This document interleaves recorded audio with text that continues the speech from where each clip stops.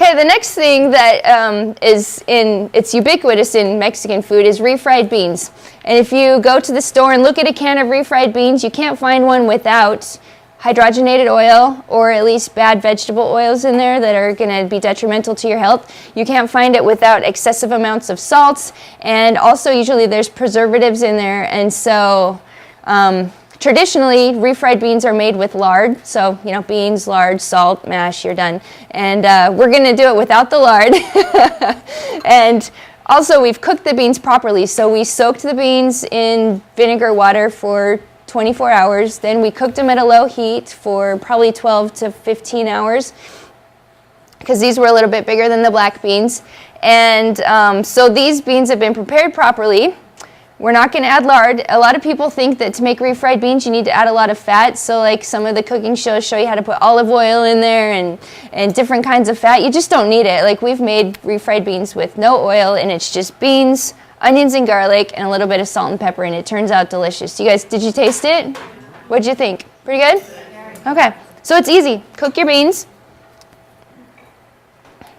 And then I cooked this separately just for the class purposes. So all I did was saute a little bit of onions and garlic just on a low heat. And but as you're cooking your beans, if you want to just throw your onions and garlic in with the beans and skip the step of using another pan and sauteing in a different pan, you can just put it all in the same pan and do it all together. A little bit of black pepper and a little bit of salt.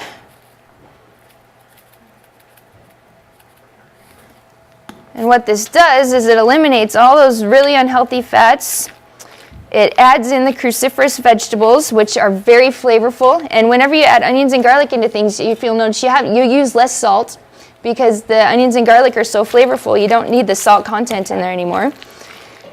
And fresh black pepper is really great for digestion. So any of your peppers, like your cayenne pepper, black pepper, they help to stimulate the hydrochloric acid cells that make the hydrochloric acid in your stomach. So it makes you able to digest proteins especially a lot better. But once you cook peppers, it makes them so they're denatured and they're not good for you anymore. They don't help your stomach. They actually hurt your stomach and contribute to ulcers. But if you have it fresh that hasn't been cooked, like this fresh ground black pepper, it's going to help you digest the beans even better. Now, if you find that you get kind of gassy with beans and onions and garlic, one of the reasons is because if you have dysbiosis, if your intestines don't have the proper bacteria to help you to digest the food, that'll make you gassy as well. So you'll find as you start to eat healthier and eliminate the animal products out of your diets and add more fresh fruits and vegetables and beans and cruciferous vegetables into your diet, what's going to happen is your gut flora is going to change, and you're going to go through a transition. And after the transition has happened, if you try to go back to the junk food again, you're not going to be able to eat it because your body acclimates to whatever you're eating. So if you're eating a lot of fresh food, your body's going to produce the bacteria and the enzymes that you need to digest that fresh food. If you're eating a lot of processed food, your body's going to make what it needs to process that.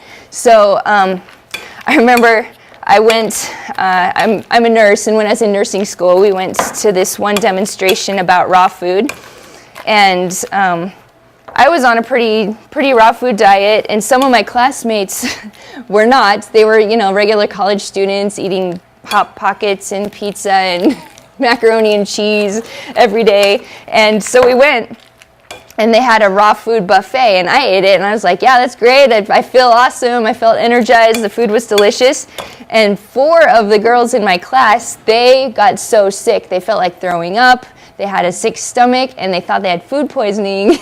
And what was happening is they didn't have fresh fruits and vegetables in their diet. So having all that fresh food in their stomach all at the same time when their body wasn't used to it, sometimes it'll cause that reaction. So if you are on a super processed food diet and you're used to having lots of sugar and lots of processed food, then it's best just to kind of like ease yourself into it and realize when you start getting those symptoms like kind of gas and upset stomach and not feeling great, realize that it's not because the food's bad for you, it's because your body needs to get used to it. Maybe you just need to take it a little bit slower and give yourself a couple weeks. And that happens with like whole grains and beans and fresh fruits and vegetables.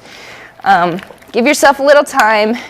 You can also go to the health food store and get some digestive enzymes to take during that first little while, and that will help you to digest your food a little bit better as you're going through that transition. All right, so that's it. So you mash that up, put it in a pan, warm it up, and that's it. How was easy, right?